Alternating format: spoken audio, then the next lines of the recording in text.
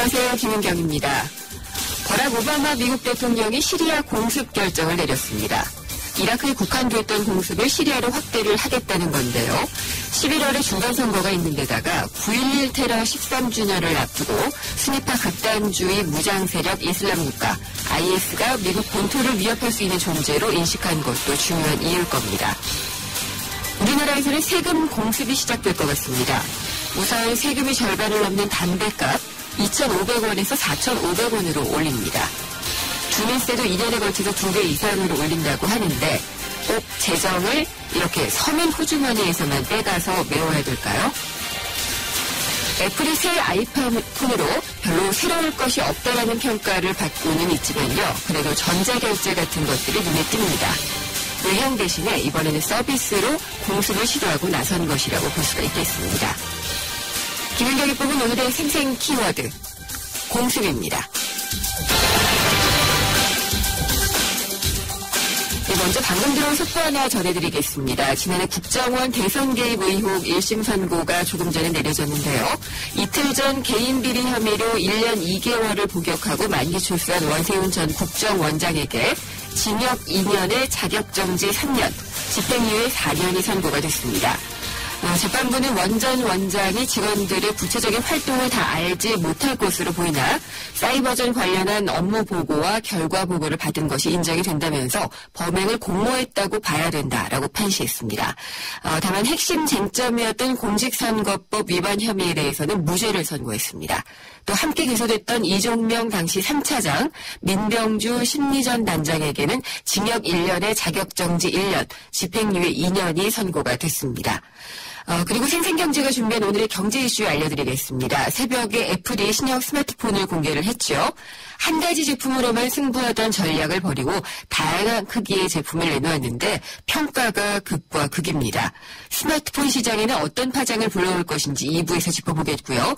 3부에서는 오늘 핫이슈 중에 핫이슈일 겁니다. 정부가 발표한 금연 종합대책 알아보겠습니다.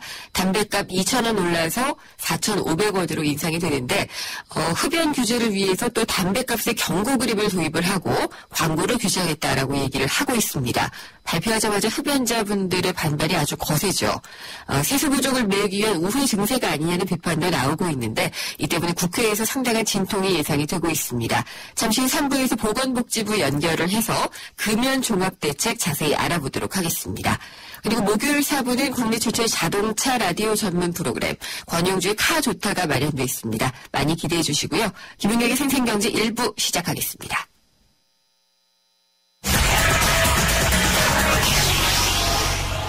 네, 오늘 증시 알아보겠습니다. 동양증권 금융센터 산릉역 지점의 박진희 차장입니다. 안녕하십니까? 네, 안녕하세요. 추석 잘 보내셨어요? 네. 네, 우리 증시도 잘 보낸 거 맞나요? 저 목요일 날마다 이러네요. 예. 제가 오늘 첫날이라서 좀 올랐으면 좋았는데. 그러게요. 예, 얘기 전해드린 날. 오늘 또 뭐 선물오션 동시만기일이라서. 네, 많이 올라갔죠? 네, 오늘 예. 그 영향이 좀 많이 있었습니다. 오늘 조가 말씀드리도록 하겠습니다. 네, 거래소 시장은 2034.16, 마이너스 15.25포인트로 마감이 됐고, 0.70, 플러스 1.33포인트로 마감을 했습니다. 오늘 뭐 약간 시장이 코스닥 쪽은 좀 상대적으로 강세였었고요. 거래소 시장은 좀 약세였었는데요. 전체적으로 외국인과 기관이 거래소 시장에서 좀 매도를 많이 한 모습을 보실 수가 있겠고요. 네. 코스닥 시장 역시도 외국인과 기관이 상당 부분 좀 매도를 했고, 양 시장 모두 개인 예산이 많이 되었습니다. 네. 우리가 쉬었을 동안에 미국 증시나 유럽 증시는 어땠어요? 원래 쉬고 있는 동안 사실 뭐 유럽 같은 경우는 소폭 좀 상승을 하는 모습이 이어졌습니다만 미국 시장 같은 경우는 지속적으로 좀 조정을 받았고요. 어제 좀 반등을 강하게 하면서 그동안에 좀 하락 부분을 좀 메우는 그런 모습들이 나타냈는데요. 전체적으로 뭐 어제 분위기상으로는 해외 시장 같은 경우는 다음 주에 FOMC 회의 결과를 좀 지켜보자라는 네. 그런 분위기가 좀 많이 있었습니다. 그럼에도 불구하고 뭐 애플이 주도하는 기술주들의 흐름이 최근에 좀 이어진 모습을 보실 수가 있겠는데요. 지금 금리 인상에 대한 우려감, 그러니까 어느 정도 다음 주 FOMC가 16일, 17일이거든요. 네. 그때 어느 정도 시나리오가 어느 정도 좀 나올 것이다. 라는 시장에 좀 얘기들이 계속 나오면서 오늘 환율 상당히 많이 상승을 했거든요. 달러가 좀 강세를 보이다 보니까 지금 원달러 환율이 지금 현재 11원 90전 올라 있는 1036.10입니다.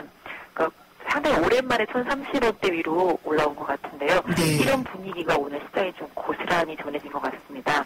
그래서 그동안 좀 시장을 상당히 좀 강하게 견인했었던 매수 업종과 중국 관련 업종들이 상당히 좀 조정을 많이 받았고요.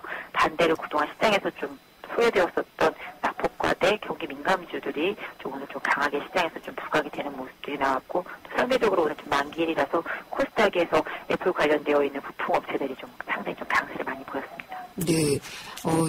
또 애플 같은 경우에 뉴욕 증시에서는 혁신이 부족했다라고 하면서 내렸다고 하는데 그래도 관련 부품주들은 올랐네요.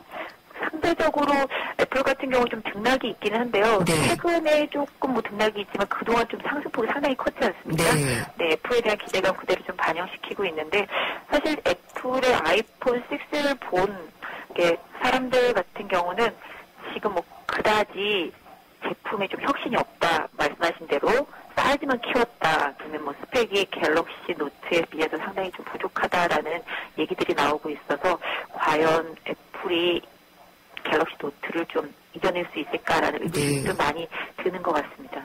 그렇군요. 오늘 담배값 인상 때문에 편의점주 같은 것들도 올랐다고 하던데요. 네, 담배값에 워낙 세금이 기본적으로 좀 많이 매겨져 있는데요. 예. 그럼에도 불구하고 이번에 또 인상을 하면서 또 세금 부분이 좀 추가되는 부분들에 대한 시장이 좀 우려감이 좀 많이 있습니다. 또 일단은 서민층에 대한 좀 세금 압박이 좀 더 강해진다라는 그런 부담감도 좀 계속 얘기가 나오고 있는데요. 그러다 보니까 말씀하신 대로 이제 판매를 주로 하고 있는 편의점 쪽에서는 좀 강한 흐름이 좀 나온 것 같은데요.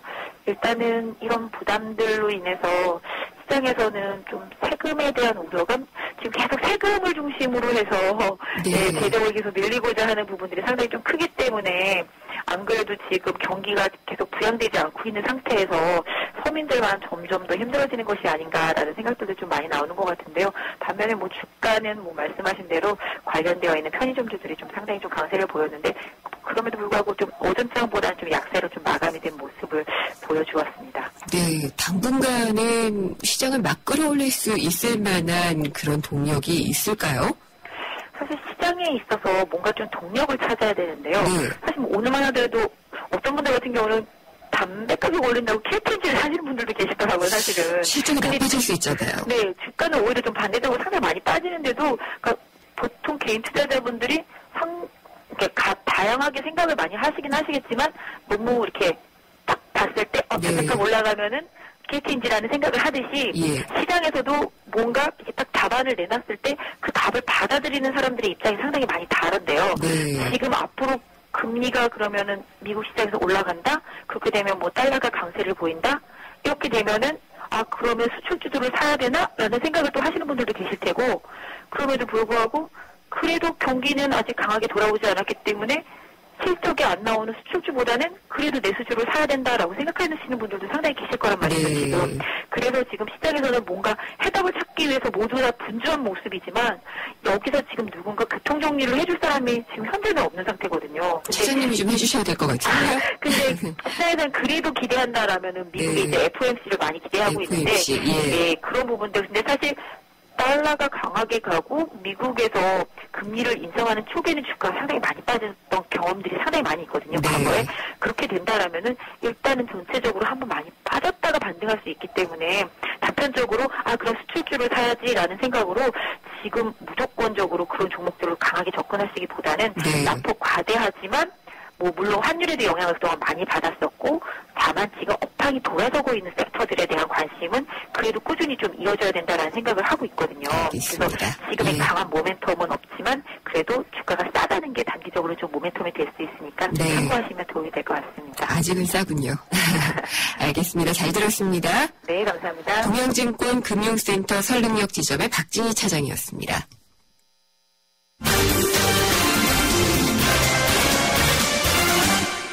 오늘의 주요 경제 뉴스 정리해보겠습니다. 한국일보 이성철 부국장입니다. 안녕하십니까? 안녕하세요. 건강보험료 부과치 얘기가 좀 많이 바뀌었죠? 네. 지금 사실 직장 가입자들은 굉장히 단순하죠.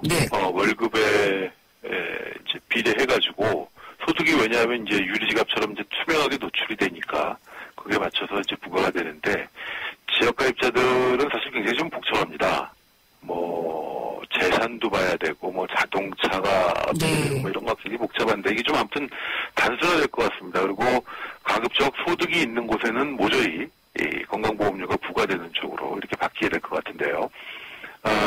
정부와 학계, 노동계 등으로 구성이 된 이 건강보험료 부과체계 개선 기획단이라는 곳에서 오늘 기본 방향을 정리를 했는데 우선 그 보험료 부과 대상 소득이 이제 확대가 돼서요. 직장 가입자하고 지역 가입자 모두 근로소득 또 사업소득 외에 2천만 원이 넘는 이자 배당 소득, 그러니까 금융소득이 되겠죠. 또 연금소득, 기타소득, 이른바 우리가 종합과세를 할 때 내는 그런 모든 소득들이 기본적으로 건강보험료 부과 대상이 되는 겁니다. 다만 이제 퇴직소득이라든가 양도소득은 일회성 소득, 한 번 발생하고 끝나는 거니까 물리질 않고요.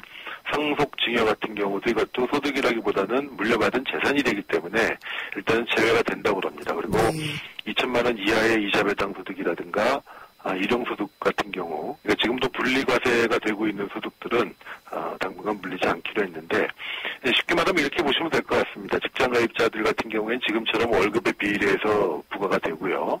지역가입자들도 이제 사업소득이 되는데 다만 종합과세 대상이 되는 고액재산가들 2천만 원 이상의 연간 이자 배당 소득이 발생하는 부분들, 또 연금 소득이 발생하는 부분들, 또 기타 소득들 이런 것들은 기본적으로 다 보험료를 내게 된다고 보시면 됩니다.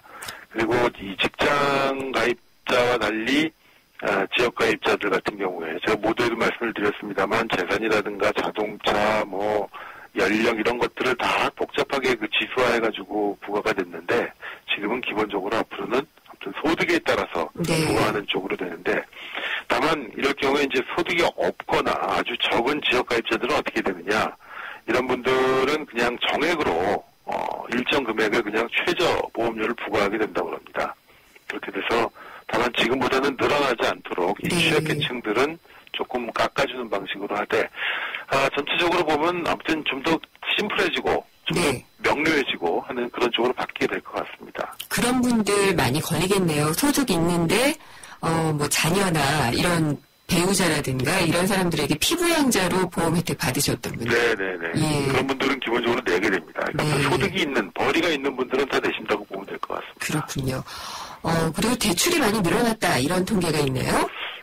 아무래도 뭐 이것도 뭐 최경환 효과다. 이게 얘기가 되고 있는데 지금 최경환 부총리 취임 이후에 여러 가지 부동산 경기 부양 대책을 내놓으면서 그중에 가장 먼저 이 주택담보대출 비율, LTV, 또 총부채 상환 비율, DTI 이런 것들을 완화하지 않았습니까? 완화하면서 과거에는 은행권과 비은행권의 차별을 뒀습니다. 은행이 조금 더 엄격하고 비은행권의 DTI나 LTV가 조금 느슨하게 돼 있었는데 그러다 보니까 이른바 풍선 효과라고 그래가지고 대출이 자꾸 금리가 높은 이금융권 쪽으로도 몰리는 그런 현상이 나타났었죠. 근데 이런 것들이 이제 단순화되고 전체적으로는 완화가 되면서 7월 한 달 동안, 8월 한 달 동안 전체 주택담보대출이 평상시 3배 이상 늘어났다는 겁니다.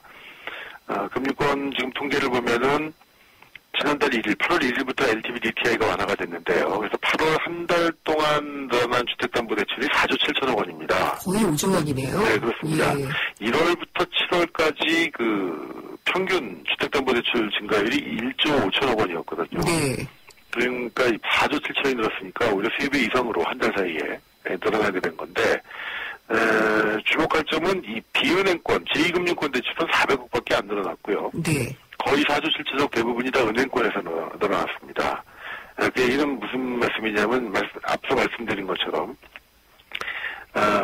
비은행권하고 은행권하고 DTI 한도가 이제 똑같아졌거든요, 사실상. 그러다 보니까 대출이 높았던 뭐 보험사라든가 저축은행이라든가 캐피탈사라든가 뭐 이 신협이라든가 이런 데가 있던 금리가 높은 주택담보대출을 썼던 분들이 은행권, 이 금리가 낮은 은행권 주택담보대출로 굉장히 많이 갈아탄 것으로 보입니다. 신규 대출도 많이 일어났고 이런 갈아탄 대출도 굉장히 많이 늘어났고 그래서 전체적으로 은행권을 중심으로 주택담보대출이 폭발적으로 늘어났다 이렇게 볼 수가 있겠는데요. 신용대출까지 포함하면은 8월 한 달간 늘어난 대출이 5조 4천억 원입니다. 올해 연평균이 2조 7천억 원이니까 이걸 그런 겁니다. LTI, DTI 완화를 한 게 사실 이 부채가 늘어나라고 완화한 거지 않습니까? 네. 그렇기 때문에 늘어나는 건 자연스럽지만 어찌되었든 한 달 사이 이렇게 폭발적으로 늘어났다라는 것은 우리나라 전체 가계 부채의 심각성에 비춰볼 때 상당히 우려할 만한 대목이고요. 이런 것들, 이런 대출이 그 부동산 경기 부양 쪽으로 얼마나 흘러갔는지는 모르겠습니다만 상당 부분은 또 생활자금이라든가 창업자금이라든가 개인 사업하시는 분들의 운영자금이라든가 이런 데로 흘러들어갔을 가능성이 있기 때문에 우리가 이 대목은 좀 우려하면서 봐야 될 부분이 아닌가. 그렇죠. 부동산 경기를 뭐 좀 살리는 건 뭐 좋습니다만은 이게 대출 증가로 인한 그 부동산 경기라면은 상당히 나중에 후유증이 올 가능성도 있습니다. 더구나 금리라는 게 결국 내년 이후가 되면 어차피 올라갈 수밖에 없지 않겠습니까? 오르는 방법밖에 없죠. 그렇죠. 지금 뭐 더 낮아지긴 어렵고 경기 회복에 따라서 아마 내년 이후에는 기준금리 인상이 불가피해 보이는데 이럴 경우에 실질적으로 가계의 이자 금융비용 부담이 늘어나게 되는 그런 결과를 빚을 가능성이 상당히 높습니다. 예, 말씀하신 부분 중에서 이제 대출 갈아타기를 한 부분이 상당히 많다고 말씀을 하셨잖아요. 네. 그런 것들도 주택을 사기 위한 그런 대출이 아니니까. 그건 아니죠. 그냥 단순히 이쪽에서 이쪽으로 옮겨간 거니까. 빚을 쓰고 계신 분들의 이자 부담은 줄었을지 모르지만 전체 가계부채 총량은 도움이 되지 않는 부분이기 때문에 결국은 이것이 어떤 정책적인 방향이 잘못 설정되었다라고 볼 수 있는 부분도 아닌가라는 생각이 듭니다. 상환 능력을 이제 개개인별로 상환 능력을 봐야 되는데요. 아무래도 상환 능력도 지금 소득이 안 늘고 있지 않습니까? 그렇죠. 소득이 안 늘어난 상태에서 빚이 늘어난다는 건 결국 상환 능력이 취약해지고 그만큼 부도 위험이 높아진다는 겁니다. 이거 굉장히 좀 최경환 부총리와 경제팀이 예의주시하지 않으면 안 될 그런 통계인 것 같습니다. 그리고 저금리 대 이 금융소비자들의 위험 회피 성향은 오히려 더 깊어지고 있다. 이런 얘기가 있나요? 네, 이 마케팅 조사 전문기관인 나이스 RNC라는 데서 전국 성인남녀 2만 명을 대상으로 설문조사를 했는데요. 본인의 투자 성향이 어떻습니까? 이렇게 물어봤더니 나는 안정 추구형이다 혹은 안정형이다 이렇게 대답하시는 소비자들이 66% 전체 3분의 2가 된다고 그럽니다. 2008년 같은 경우에 금융위기 직후죠. 이 투자 성향에 대한 응답에서 안정 성향이다라고 말한 응답이 43%였는데 지금 66까지 올라갔으니까 그건 50% 이상 올라갔고 반대로 공격 투자형은 줄었는데 사실 금리가 낮으면 조금 더 수익률 높은 쪽으로 공격 투자적인 성향이 늘어날 것으로 보이지만 아마도 그런 것 같습니다. 이 동양 사태라든가 여러 가지 이 위험자산 투자했다가 소위 좀 시쳇말로 굉장히 쪽박을 타신 분들이 있지 않습니까? 굉장히 큰 실패를 보신 분들이 많기 때문에 그러다 보니까 저금리임에도 불구하고 자꾸 이 안정 성향으로 가는 그런 모습을 보이고 있는 것 같습니다. 고위험을 감수하고라도 고수익을 올릴 수 있는 곳이 없어요. 그것 때문에 이유가 있다. 마땅한 대상이 주식이라든가 뭐 여러 가지 해외 펀드라든가 이런 것도 좀 리스크가 있는 부분도 있는데 근데 어쨌든 일정 수익률은 내줘야 되는데 수익률이 너무 낮은 것도 사실은 문제죠. 알겠습니다. 오늘 말씀 잘 들었습니다. 감사합니다. 한국일보의 이성철 부국장이었습니다. 33%님이 보내셨네요. 뾰로빠 카스라이트 모델이잖아요. 카스라이트 한 박스만 보내주세요. 뿌잉뿌잉. 자, 노래 띄워드립니다. 안 돼. 다 내 거야. 칼로리를 33% 내린 맛있는 맥주. 카스라이트. 생생경제 일부 함께 하셨습니다. 새벽에 애플이 아이폰 6를 내놨죠. 그동안 한 가지 제품으로만 승부하는 전략을 벌이고요. 다양한 크기의 제품을 내놨는데 애플의 최고 경영자인 팀 쿡이 창업자 스티브 잡스의 철학을 버렸다. 이런 평가도 좀 나오고 있습니다. 또 애플이 신제품과 함께 전자결제 서비스도 같이 선보였는데 애플의 신제품, 이 세계 스마트폰 시장에 어떤 파장을 가지고 올지를 한번 짚어보도록 하겠습니다. 광고 듣고요. 잠시 후에 찾아뵙겠습니다. 지난 2005년 유엔에서 발표한 자료를 보면 생태계의 멸종 속도는 자연 상태보다 100배에서 1000배 빨라졌고 이 추세라면 향후 100년 안에 조류의 12%, 포유류의 25%, 양서류의 32%가 멸종할 것으로 전망됩니다. 이처럼 위기의 자연생물 다양성의 보존을 논의하기 위해 오는 10월 전 세계가 대한민국 평창을 보입니다. 자연의 일부인 우리 인간이 더욱 풍요롭고 안전하게 살아가기 위한 미래를 위한 발걸음. 제12차 생물 다양성 협약 당사국 총회. 환경부가 함께합니다. 오후에 만나는 살만나는 형제. YTN 라디오 김윤경의 생생형제.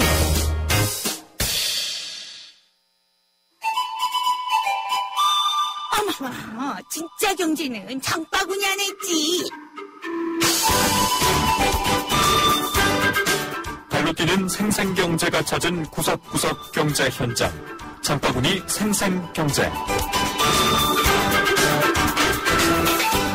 안녕하세요. 저는 사방호석에 근무하는 승무원 신차입니다. 이번 추석 연휴를 시민들을 위해서 하루도 쉬지 않고 열심히 일하고 있습니다. 보람을 가지기 때문에 항상 즐겁게 일하고 있습니다. 저희는 생과일 주스 전문점인데요. 대체일인데 찾는 분들이 많으셔서 지금 근무하고 있습니다. 저는 지하철 압구정역 지하 매장에서 알바하고 있는 사람인데요. 요새는 경제가 굉장히 어려우니까 사람들이 물건 사는 게 전에 비해서 많이 줄어들었어요. 그러니까 쉬는 날도 좀 줄여서 저희는 3일간 쉬는 것도 과하다 생각해요. 4일이고 1일부터 쉬는 3일인데 그 정도면 충분하다고 생각해요. 그리고 될 수 있는 대로 활동해서 경제가 좀 활성화되기를 바라고 있는 사람입니다. 평일에 비해서 거의 30-40% 정도밖에 안 돼도 생활에 보탬이 되니까 이제 월급 받고 하시는 분들은 좀 풍요롭게 살잖아요. 그 정도 수입이 들어오니까 장사는 경제가 지금 워낙에 바닥이니까 수입이 일정치가 않으니까 조금 더 해보려고 이제 노력하는 거죠. 우리 생활 속 경제 현장을 살펴보는 시간입니다. 장바구니 생생경제. 어제였죠. 9월 10일 대체휴일에 출근하는 사람들, 일하시는 분들을 김미란 리포터가 만나봤습니다. 대기업과 공공기관 중심으로만 대체휴일이 적용이 되고 있다. 이런 얘기가 많았는데 그래도 많은 분들이 좀 쉬었던 것 같은데요.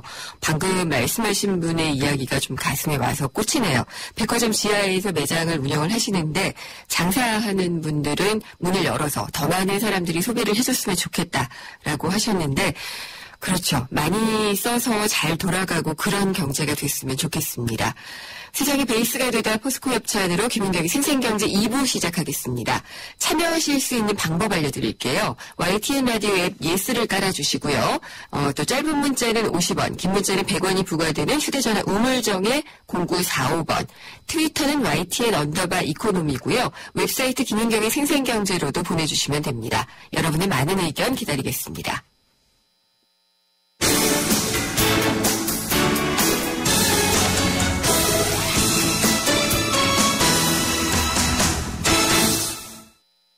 네, 우리 시간으로 10일 오전 2시 애플이 신제품을 발표했습니다.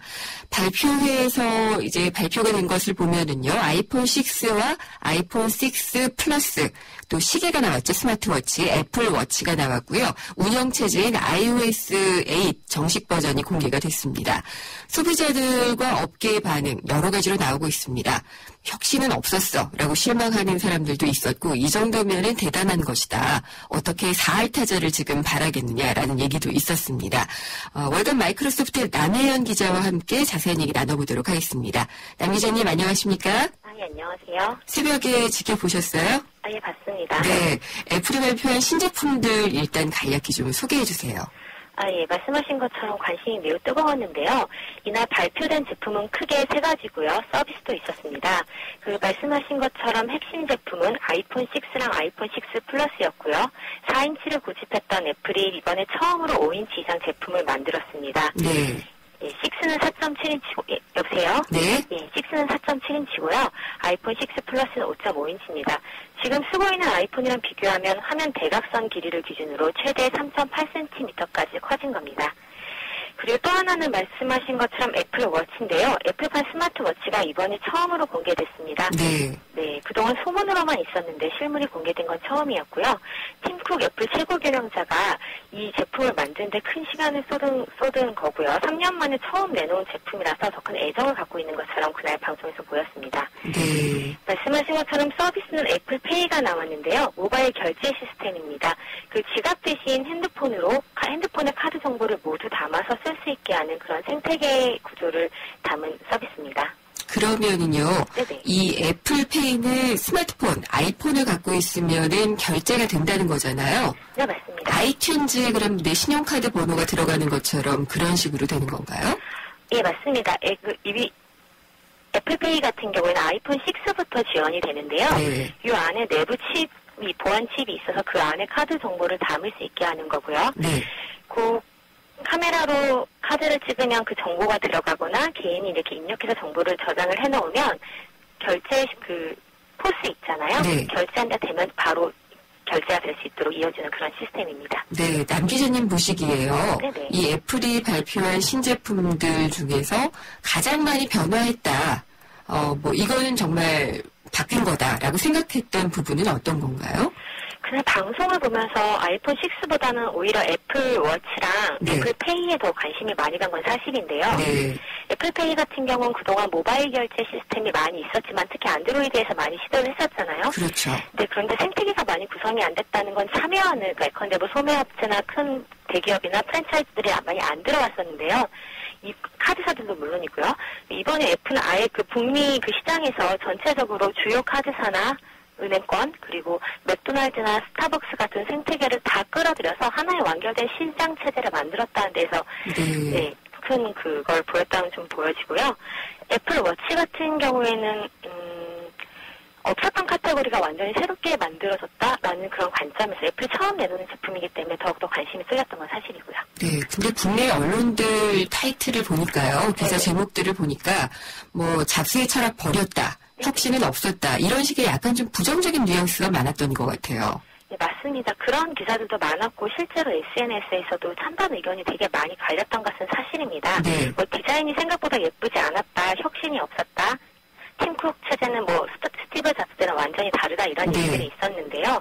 그런데 또 오히려 이런 얘기들도 있었습니다. 그 스마트폰이 처음 만들어졌을 때는 완전히 없었던 게 생겼기 때문에 대단한 혁신을 느껴질 수 있었지만 지금 스마트폰이라는 하드웨어 체제가 그대로 있는 와중에서 소프트웨어의 변화로 그걸 줘야 되기 때문에 혁신이 상대적으로 적게 느껴질 수 있었다라는 의견들도 있었고요. 그렇군요. 네네. 예, iOS 8 같은 경우에는 기존의 운영체제보다 좀 많이 업그레이드 됐나요? 일부 기능들 같은 경우에 좀 더 쓰기 편하게 바뀐 면이 있다고 보여집니다. 그런데 퀵타입 키보드, 우리 문자 보낼 때 키보드로 치잖아요. 핸드폰에서. 그 영어 같은 경우에는 알파벳을 입력하면은 이게 사무적인 메시지인지 아니면 일반적으로 친한 사람들끼리 보내는 메시지인지를 구분을 해서 거기에 맞는 추천 단어를 표시해주는 그런 키보드 기능 소프트웨어가 들어갔고요. 또 조금 더 빠르게 사진을 찍은 걸 편집하고서 주고받을 수 있도록 문자 내에서도요. 사진을 찍어서 보내고 하는 그런 기능들이 좀 많아졌고요. 피트니스 관련 앱 같은 것들도 그 의사나 트레이너한테 자신의 정보를 쉽게 보낼 수 있게 하는 그런 기능들이 조금 더 많이 들어갔습니다. 네. 뭐 스티브 잡스가 살아있었으면은 이렇게 또 큰 화면으로 따라오지 않았을까라는 생각이 저는 언뜻 들긴 하더라고요. 지금 태블릿으로 많이 가고 있잖아요. 그렇죠? 예, 그 좀 더 큰 화면으로 가고 있는데, 그 대형 화면과 관련해서 나오는 이야기들은 뭐 어떤 것들이 좀 많이 있나요? 대형 화면으로 가면 사실은 애플이 일관되게 주장해왔던 건 한순 사용성이었거든요. 잡스가 그랬죠. 네, 잡스가 그랬었죠. 그래서 4인치, 그러니까 3.5에서 4인치까지로 제한했던 것도 그보다 커지면 한순으로 조작하기 힘들기 때문이었다라고 했는데 말씀하신 것처럼 시장이 이미 5.5인치 이상의 태블릿으로 넘어간 상황에서 애플도 고민이 많았을 것으로 보이고요. 그리고 그 대안으로 애플 워치랑 연동성을 좀 많이 생각한 것 같습니다. 한 손으로 쉽게 조작할 수 있는 건 워치에서 할 수 있고요. 그보다 뭐 컨텐츠를 소비한다거나 하는 부분은 좀 대형 화면을 할 수 있는 것으로 간 것. 그리고 화면을 절반으로 갈려서 그 밑에서 이렇게 한 손으로 조작할 수 있게 하는 그런 새로운 기능도 좀 넣었고요. 네. 애플 워치는 사실 이게 공식 이름이 아니잖아요. 애플 워치는 애플이 발표한 공식 이름이고요. 그 전에 우리한테 아이워치가 많이 알려져 있습니다. 저는 그냥 단지 워치라고 표현한 걸로 알았는데 그 애플 워치가 공식 명인가요? 이름을 부를 땐 애플 워치인데요. 그날 행사에는 사과 로고만 있고 바로 워치로 워치라고만 얘기를 했죠. 네. 팀쿡이 이제 애플 워치라고 이제 얘기를 하면서 이렇게 표명적으로 그렇게 쓰이고 있는 걸로. 그래서 그게 공식 명칭인가 궁금했는데 아직까지는 지금 또 다른 이름이 있는 건 아니네요. 네, 아닙니다. 있습니다. 예. 아직 실제로 나온 제품은 아니고요. 판매는 그렇죠. 내년부터 되는 네. 걸로. 내년부터 한 미국 시장부터 나오기 시작하면 우리가 볼 수 있는 거는 더 걸리겠죠? 아무래도 그렇게 될 걸로 네. 보입니다. 근데 스마트워치가 뭐 발표가 될 거다 안 될 거다 외신에서도 계속 헷갈리게 보도를 했었어요. 맞아요. 이번에 안 나올 수도 있다라고 얘기했는데 결국 나오긴 나왔고 저는 굉장히 이제 인상 깊었던 게 옆에 태엽 같은 게 달려 있더라고요. 예, 용두 말씀하시는데요. 네. 그날 발표에서는 디지털 크라운이라고 표현을 했거든요. 네. 그게 우리가 예전 시계를 사면 시침이랑 분침을 맞추기 위해서 돌리는 그 부분을 용두라고 하는데요. 그걸 디지털 기기에 접목해서 이걸로 그 안에 기능을 조절하고 화면을 키웠다, 우리가 손가락으로 화면을 키웠다 줄였다 하잖아요. 네. 스마트폰에서 이 용도를 이용해서 화면을 키웠다 줄이고 혹은 뭐 선택하는 거, 올리는 것들, 스크롤하는 것들을 이걸 할 수 있게 집어넣었죠. 그게 아이폰에서 우리가 굉장히 난감해했던 홈 버튼이랑 비슷한 거 아니에요? 홈 버튼을 그 용도 밑에다가 하나 다시 달았어요. 그러니까 물리적인 그렇군요. 버튼 2개가 달려있는 거죠. 네, 그래서 약간 좀 아날로그 같은 느낌도 주면서 뭔가 좀 특이하다 이런 생각이 좀 들게 하는 부분이었어요. 네, 그게 많이들 지적하시는 부분인데요. 네. 안드로이드 기기 같은 경우에는 삼성전자도 그렇고 이거는 시계가 아니다. 스마트 기기다라고 강조하는 반면에 애플은 이 제품을 시계인데 이 시계를 더 똑똑하게 쓰게 해주겠다라는 관점에서 접근해서 그런 아날로그적 감성이 많이 들어간 걸로 보입니다. 네, 그것도 좀 애플만의 감성 아닌가요? 네, 그런 걸로. 네. 워낙 인문과 기술 통합을 강조하는 곳이라. 그렇죠. 네. 예. 그리고 지금 문자를 보내주셨는데 8027님인데요. 아직 시중에 나온 거 못 봤지만 사진으로 보기에는 삼성 갤럭시 노트랑 비슷해진 것 같던데 둥근 모서리도 그렇고요. 라고 얘기를 하셨어요. 네. 근데 이 부분은 좀 그 워치하고 스마트폰을 같이 질문하신 것 같아요. 갤럭시 노트 같은 경우에는 그 이번에 나온 아이폰 6랑 비슷한 것 같고 둥근 모서리는 아마 워치 얘기를 하신 것 같죠? 그렇습니다. 그러니까 네. 뭐 모토로라나 LG 같은 경우에는 동그란 화면을 채택했는데 삼성전자 같은 경우에는 네모난 화면을 채택했고 외관적으로 보기에 비슷해 보일 수 있는 거는 저도 그렇게 보이기는 합니다만 네. 워낙 화면 크기가 제한이 돼 있고 그 예전 특허 소송 때도 되게 많이 나왔던 얘기인데요. 하드웨어적으로는 어느 정도 한계가 있기 때문에 그런 부분에 대해서는 뭐 평가가 갈릴 수 있다고 보입니다. 그러면은 남 기자님은 이거 사고 싶으세요? 아이워치, 애플워치. 아이워치요? 애플워치요. 애플워치요? 예. 저는 2세대 때 사고 싶습니다. 원리 어댑터를 안 하시는군요. 아니, 이게 고민인데요. 저희가 뭐 리뷰도 하고 아마 이렇게 쓸긴 쓸 텐데. 네. 그러니까 일반 소비자들 같은 경우에는 뭐 그렇게 뭐 2세대 그렇게 보셔도 되고. 네. 예쁘죠? 저희도 분할 보면서 다들 살까 말까 고민을 많이 하긴 했는데. 여자용도 있는 것 같이 좀 맞습니다. 작은 것도 나왔잖아요. 예, 예무시계처럼 여성용, 남성용 같이 나와가지고요. 네. 화면 크기는 뭐 선택할 수 있겠습니다. 네. 근데 아직까지 이게 어느 정도로 스마트하게 쓰일지에 대해서는 회의적이다 이렇게 봐도 되는 거예요? 회의적이라기보다는 좀 더 기다려야 된다? 실물이 아직 공개되지 않은 것들이 있잖아요. 이게 네. 배터리 용량이 아직 안 나왔거든요. 예. 그리고 그 안에 들어가는 그 제품 부품들에 대한 그런 설명이 아직 구체적으로 나오지 않은 상태라서 실제로 실물이 나온 다음에 선택을 하게 되지 않을까라는 부분인데요. 그 시계는 사실 매일 충전하는 제품은 아니잖아요. 네. 그런데 지금 나는 디지털 워치들 같은 경우에는 계속해서 뭐 2, 3일에 한 번씩 충전을 해줘야 하는 제품인데 네. 애플이 이 부분을 어떻게 해결할지를 아마 제품을 실제로 출시하는 그 시점에는 공개하고 그 부분에서 좀 서프라이즈한 부분을 좀 보여주지 않을까 해서요. 네. 그 부분에 따라서 제 선택도 좀 달라질 것 같습니다. 알겠습니다. 그리고 좀 문자로 문의가 온 게 또 하나 있는데 2991님 네. 가격이 어느 선에서 책정이 되나요? 그래서 아이폰을 설명을 하시는 것 같아요. 그래서 아이폰 5에서 더 비싸질까요? 라고 하셨거든요. 그 애플이 발표한 거는 그날은 미국 통신사와 합의한 가격만 나왔거든요. 네. 그게 아이폰 6의 가장 작은 16GB 제품이 $199였습니다. 예. 아이폰 5S랑 동일한 가격에 판매가 되고 있는 거죠. 근데 그건 통신사 약정이 된 경우, 공기계일 경우에는 단가를 공개되진 않았지만 100만 원 안팎 정도가 되지 않을까라고 예상들은 하고 있습니다. 우리나라는 1차 출시국에는 포함이 안 됐죠. 네, 안 됐습니다. 그럼 언제쯤 나올까요? 연내에 나올 걸로 예상은 하고 있고 크게 늦어지지는 않을 것 같은 게요. 미래적으로 그날 그 한국의 이동통신 3사에서 모두 나온다라는 발언이 나왔었어가지고요. 1차엔 포함되지 않았지만 연내 가능한 빠른 시기에 나오지 않을까 예상은 하고 있습니다. 알겠습니다. 팀쿡은 안드로이드 사용자를 다 뺏어오겠다 이런 말을 남겼거든요. 네네. 예, 이날 발표한 것들로 가능할까요? 한국 같은 경우에는 안드로이드 충성 사용자들이 워낙 많기 때문에 큰 영향을 많이 받지는 않을 것 같은데요. 아이폰을 기존에 사용하고 있던 사람들 같은 경우에는 워낙 제품 충성도도 높고 또 북미 시장 같은 경우에는 점유율이 높기 때문에 넘어갈 수 있는 확률이 크고요. 또 아이폰 4랑 4S 교체 시기랑 지금 겹치거든요. 나오는 시기랑. 그렇죠. 예, 사용하는 사람들이 많이 좀 가지 않을까 하는 부분. 안드로이드 사용자 같은 경우에는 화면이 커졌기 때문에 사실 애플 아이폰 가장 불편한 게 작은 화면이랑 좀 USB로 연동해서 쓰기 어렵다는 점이었는데 그 중에서 화면 크기가 해결이 됐기 때문에 호기심을 갖는 사람들은 충분히 생길 수 있을 거라고 봅니다. 네, 오늘 말씀 잘 들었습니다. 감사합니다. 네, 감사합니다. 월간 마이크로소프트의 남혜연 기자였습니다.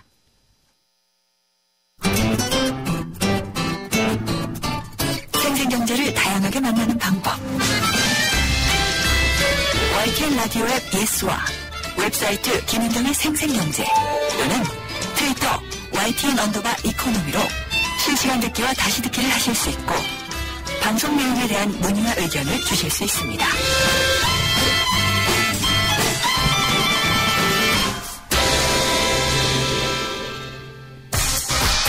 경제의 새로운 트렌드, 빅데이터 경제지도. 썰어보는 신기한 세상 빅데이터 경제입니다. 지난 9월 1일 통계의 날이었습니다. 인구, 물가 이런 통계는 사회 모습을 정확하게 파악을 하고 또 다양한 이해관계를 최대한 반영할 수 있는 정책의 근간이 되는데요. 최근 이런 정부 통계에 빅데이터가 접목이 되고 있다고 합니다. 오늘은 한국정보화진흥원 신신혜 부장과 통계와 빅데이터 얘기를 한번 해보겠습니다. 부장님 안녕하십니까? 예, 안녕하십니까? 네, 정부에 있어서 통계란 어떤 의미를 갖는 걸까요?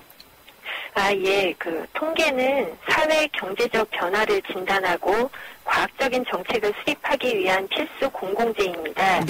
이런 통계는 이제 17세기 말 이제 영국에서 인구 통계를 시작하면서 정부에서 활용을 하기 시작했는데요.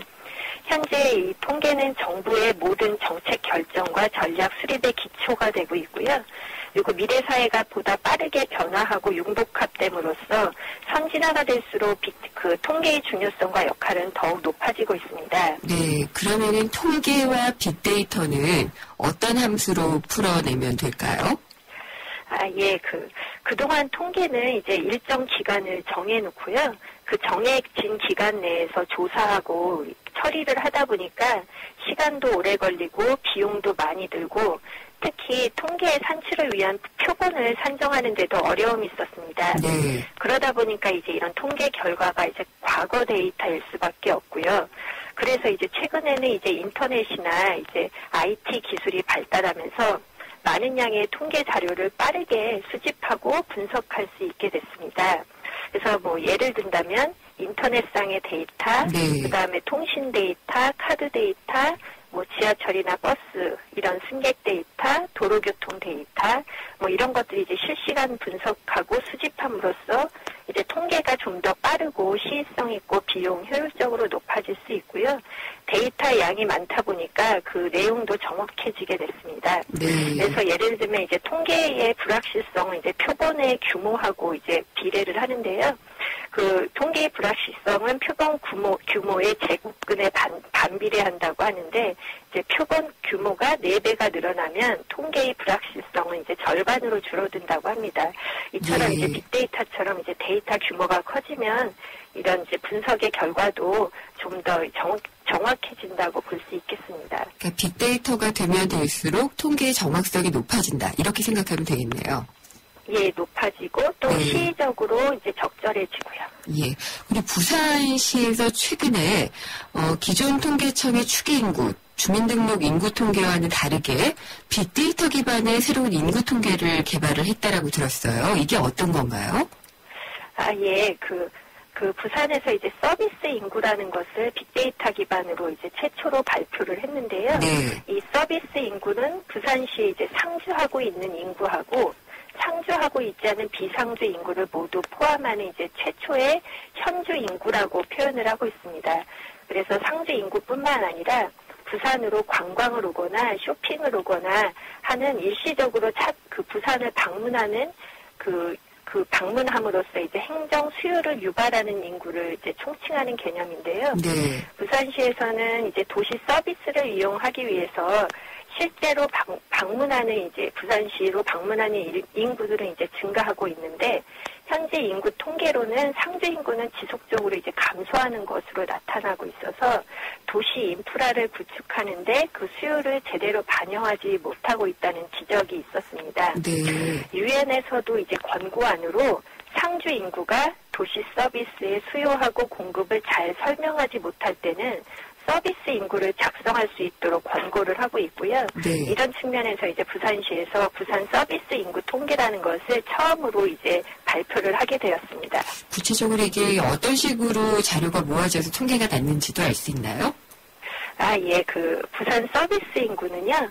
통신사의 그 통신 모바일 데이터를 활용을 했습니다. 네. 그래서 부산시를 50m 단위의 소지역으로 나누고 각 지역에서의 통신 콜 데이터를 분석을 해서 얼마만한 인구가 실시간으로 그 지역에 위치하고 있는지를 통계를 낸 거고요. 예. 이 정보가 1시간에 4GB 정도의 정보량을 가진 빅데이터입니다.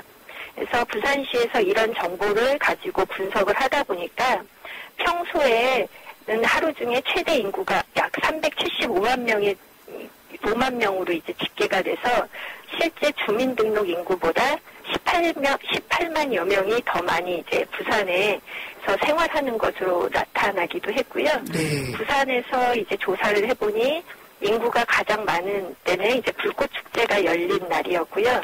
이날은 다른 지역에서 부산으로 42만여 명이 부산으로 이제 들어온 것으로 해석이 되고 설 연휴에는 18만여 명이 부산을 빠져나간 것으로 이제 파악을 했습니다. 네. 그래서 부산시는 이런 이제 서비스 인구 통계를 기반으로 내년부터는 이제 유동인구를 분석해서 관광, 교통, 수요도 분석하고 공공기관 입지 선정, 그리고 뭐 CCTV나 가로등 설치, 이런 이제 과학적 행정에 이런 서비스 인구를 활용할 예정입니다. 네, 그런 것들이 통계가 나면은 진짜 더 효율적으로 행정을 할 수가 있겠네요.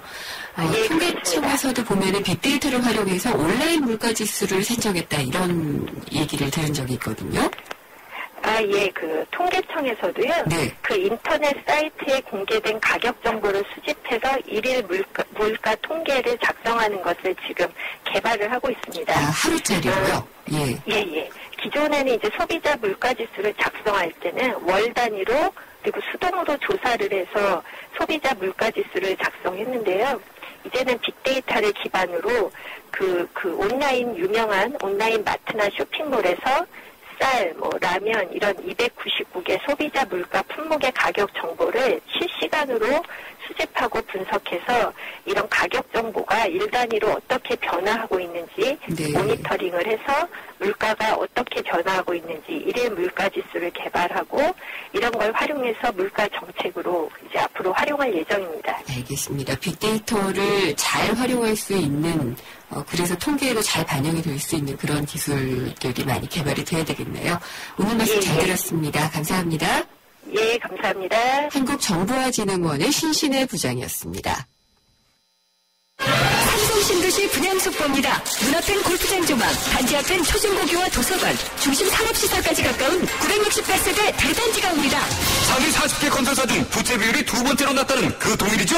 삼성이 아껴둔 중소형 대단지, 고양 삼성 7블럭, 동일 스위트 1차. 문의 02381-7373. 정부가 지난 10년 동안 2,500원에 묶여있던 담뱃값 2,000원 올리겠다라고 발표를 했습니다. 현재 우리나라 흡연율이 상당히 높습니다. 경제협력개발기구 OECD 회원국 가운데 최고 수준이기 때문에 이걸 좀 떨어뜨리기 위해서다라고 설명을 하고 있는데 당장 흡연하시는 분들의 반발이 심하고요. 또 하나 있습니다. 세수를 늘리기 위해서 이러는 게 아니냐라는 비판도 나오고 있는데 3부에서 보건복지부의 입장을 직접 들어보도록 하겠습니다. 그리고 잠깐 청취자분들께 좋은 소식 하나 알려드리겠습니다. 제가 얼마 전에 YTN 라디오 상담학교가 문을 연다라고 알려드렸는데요. 한국상담학회 교수진과 쟁쟁한 강사들이 대거 출연한다라고 알려드렸던 그 YTN 라디오 상담학교가 드디어 다음 주 월요일부터 시작을 합니다. 지금까지 많은 분들이 신청을 해주셨는데요. 원래 8주 강의에 35만 원의 수강료가 있던 유료 강의였는데 저희 생생경제가 선착순으로 20분 정도 무료로 강의를 들으실 수 있는 기회를 드리려고 합니다. 50원이 부과되는 샵의 0945로 지금 바로 상담학교 무료 강의에 신청합니다 라고 문자를 주시면요. 저희가 전화를 선착순으로 드릴 겁니다. 좋은 기회니까 놓치지 마시고요. 지금 당장 신청하십시오. 전 4시 뉴스 듣고 생생경제 3부에서 뵙겠습니다.